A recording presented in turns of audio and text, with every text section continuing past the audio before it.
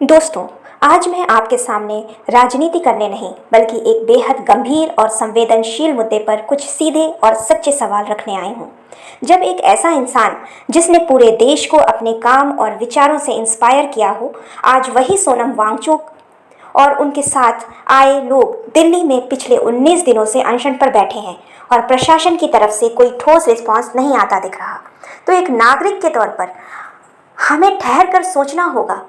यह सोचना होगा कि बात सिर्फ लद्दाख की नहीं बल्कि हमारे देश के पूरे लोकतंत्र की है। देश किसी जमीन या नक्शे से नहीं बल्कि उसके नागरिकों और उनकी आवाज़ से बनता है।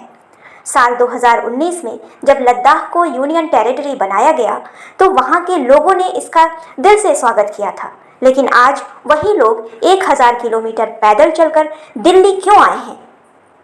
उनकी मांग कोई धन या सत्ता नहीं है, वो सिर्फ 6th शेड्यूल का हक मांग रहे हैं। वो चाहते हैं कि लद्दाख के उन बेहद संवेदनशील पहाड़ों और ग्लेशियर्स को कॉरपोरेट माइनिंग और फैक्ट्रियों से बचाया जा सके। यह समझना हमारे लिए बहुत ज़रूरी है कि अगर लद्दाख के ग्लेशियर पिघल गए तो इसका सीधा असर पूरे उत्तर भारत के पानी और पर्यावरण पर पड़ेगा। यह लड़ाई सिर्फ लद्दाख की नहीं, पूरे देश के भविष्य की है। लेकिन अफसोस, इतने दिन गुजर जाने के बाद भी बड़े बड़े मीडिया हाउसेस इस शांत आवाज़ पर पूरी तरह खामोश है। और बात सिर्फ लद्दाख तक सीमित नहीं है, ये मुद्दा देश के उस पूरे सिस्टम का भी है जहां आज का युवा परेशान और हताश है। Back to back paper leak हो रहे हैं, सालों की मेहनत के बाद वैकेंसी समय पर नहीं आ रही हैं और देश का युवा अपने रोजगार के लिए भटक रहा है। हम यह बिल्कुल मानते हैं कि हमारी सरकार और एजुकेशन सिस्टम कोशिश कर रहे हैं, नए कानून भी ला रहे हैं और हम उनकी इन तैयारियों और कोशिशों का पूरा सम्मान करते हैं। मेरा मानना है कि समाधान कभी भी एक दूसरे पर सिर्फ आरोप लगाने से या ब्लेम गेम खेलने से नहीं निकलते हैं। आरोप लगाने से बेहतर है कि हम समस्या की गहराइयों में जाएं। हमें एक अलग नज़रिए से उनको देखने की ज़रूरत है। आखिर जहां वैकेंसीज रुकी हुई हैं वहां रुकावट क्या है, और जिन सेक्टर्स में वैकेंसीज आ भी रही हैं वहाँ इतना फ्रॉड और पेपर लीक क्यों हो रहे हैं?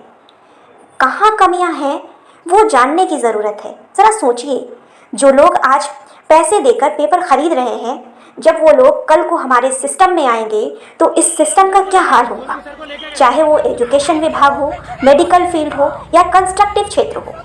अगर काबिल लोग घर बैठकर या चपरासी की नौकरी करने पर मजबूर होंगे, इधर उधर भटकेंगे या मजदूरी करेंगे, और जो काबिल नहीं हैं, वो वेल एडुकेटेड नहीं हैं, जिन्हें उस फील्ड की समझ नहीं है, वो उस कुर्सी पर बैठकर क्या करेंगे?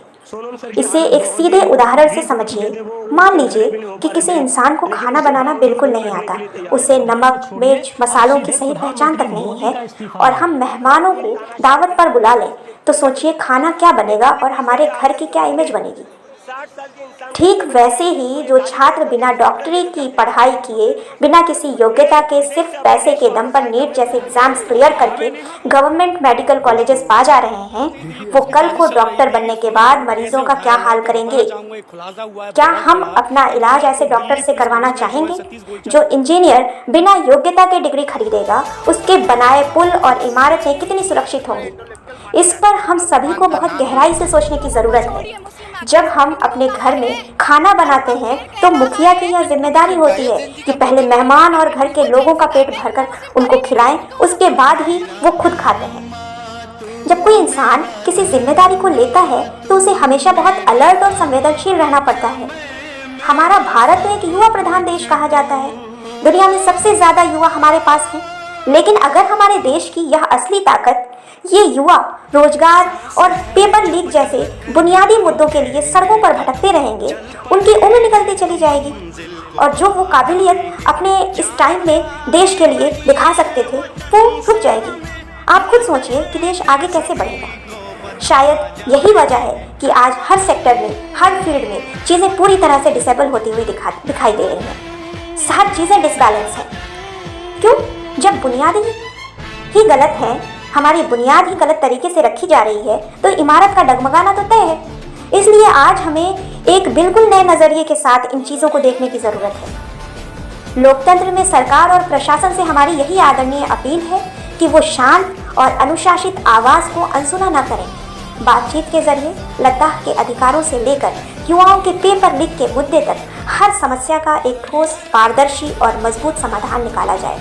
क्योंकि जब इस देश का युवा सुरक्षित होगा और हमारा पर्यावरण बचेगा, तभी हमारा भारत सच में आगे बढ़ेगा। अगर आप भी इस निष्पक्ष और जिम्मेदार आवाज से सहमत हैं, तो इस वीडियो को आगे बढ़ाइए और अपनी कीमती राय कमेंट में जरूर लिखिए। जय हिंद। नहीं लगता कि उसमें कुछ खराब है उनकी तबीयत, बिल्कुल ठीक है। और हम एक थर्ड पार्टी लैब से दोबारा वो टेस्ट रिपीट करने जा रहे हैं बिना उनको दवाई देने के पहले, और वो बिल्कुल ठीक हो जाएंगे और वो यात्रा के लिए रेडी होंगे। और ये आंदोलन बाकी के बच्चों ने इंक्लूडिंग अभिजीत ने जारी रखा है।